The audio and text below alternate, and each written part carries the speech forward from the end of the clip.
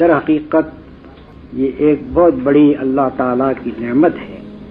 کہ اس کی کتاب اس کے اپنے الفاظ میں ہمارے پاس موجود ہے.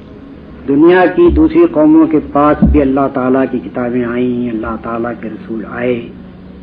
خود قرآن مجید فرماتا ہے کہ ہر قوم میں رسول آئے ہیں اور ہر قوم میں اللہ تعالیٰ نے اپنا پیغام بھیجا ہے، لیکن کوئی قوم اس اصل پیغام کو جو اللہ تعالیٰ نے بھیجا تھا اس کے اپنے الفاظ میں محفوظ نہیں رکھ سکتی. صرف ایک قرآن مجید ایک ایسی کتاب ہے کہ جس کے اندر ایک لفظ کی آمیزش بھی انسانی کلام کی نہیں ہو سکی ہے، اور خالص اللہ تعالیٰ کی زبان میں یہ کتاب ہے. اگر ایک آدمی عربی زبان کا ادب اور اس کا ذوق رکھتا ہو اور وہ قرآن کو پڑھے تو فی الواقع اس کی روح رقص کرنے لگتی ہے جب وہ قرآن کو پڑھے، کیونکہ اس کے اندر اس بلا کی تاثیر ہے اور اس قدر زبردست کشش ہے اور اتنی پرزور اس کے اندر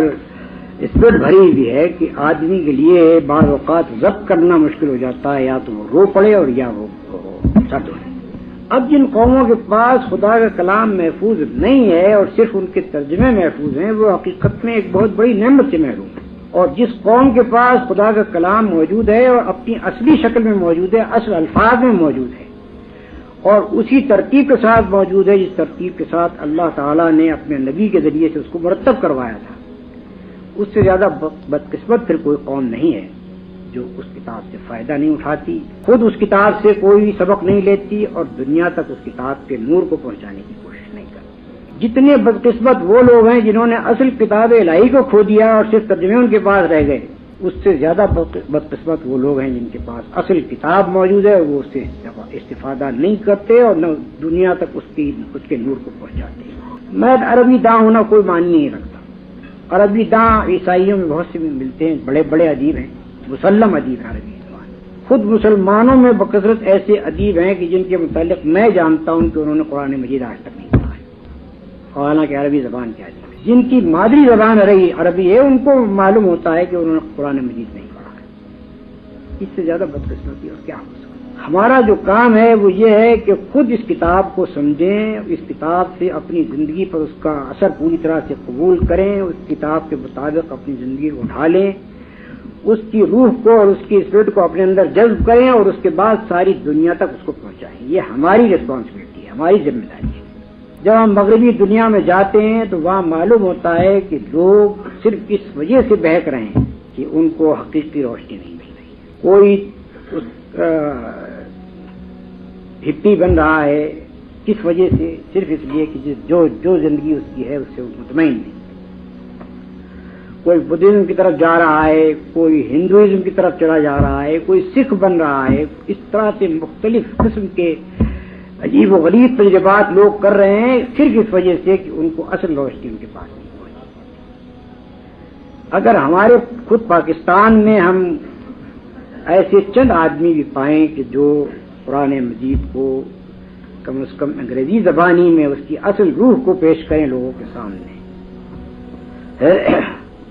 اور اس زمانے کے آدمی کی سمجھنے کے قابل اس کو عبارت میں اس کو پیش کریں، تو میں سمجھتا ہوں کہ یہ بہت بڑی خدمت ہوگی، نہ صرف اپنی عاقبت کے لیے بلکہ دنیا کی رہنمائی کے لیے. دنیا حقیقت میں اس چیز کی طالب ہے جس کو وہ نہیں جانتی کہ وہ کس چیز کی طالب ہے. وہ ایک پیاس محسوس کر رہی ہے مگر اسے نہیں معلوم کہ اسے کس چیز کی پیاس ہے. جب اس کے پاس یہ چیز پہنچے گی اور اس زبان میں پہنچے گی جس کو وہ سمجھتا ہو،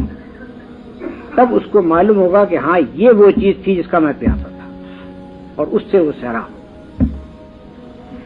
متعدد آدمی ایسے میرے علم میں ہیں کہ جو اسلام کو اس کی اصلی روح میں جب ان کے سامنے پیش کیا گیا اور ان کو بتایا گیا کہ قرآن مجید یہ ہے اور یہ اس کی تعلیم ہے، تو ان کی آنکھیں پھٹی کی پھٹی رہ گئیں اور ان کی وہ حیران ہو گئے کہ کیا فی الواقع ایسی چیز دنیا میں موجود ہے، وہ ہم آج تک ناواقف ہیں. اس وقت احساس مجھے ہوا کہ کتنی بڑی ذمہ داری ہمارے اوپر ہے کہ ہمارے پاس وہ شے موجود ہے، ہم نہ خود اس سے فائدہ اٹھا رہے ہیں نہ دنیا کو اس کا فائدہ پہنچا رہے ہیں. اس وجہ سے میں ایسے تمام لوگوں کو انتہائی قابل قدر سمجھتا ہوں جو اس زمانے کی زبان میں لوگوں کو قرآن مجید کی تعلیمات سمجھانے کی کوشش کر رہے ہیں۔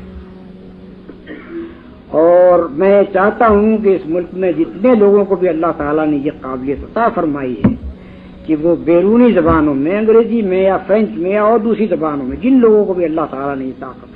صلاحیت عطا فرمائی ہے، وہ اس خدمت کو ضرور انجام دیں۔ خود ہماری نئی نسلیں بھی بگڑ رہی ہیں اور دنیا کے لوگ بھی صرف اس وجہ سے گمراہ ہیں کہ ان کو حقیقی روشنی ہدایت کی نہیں۔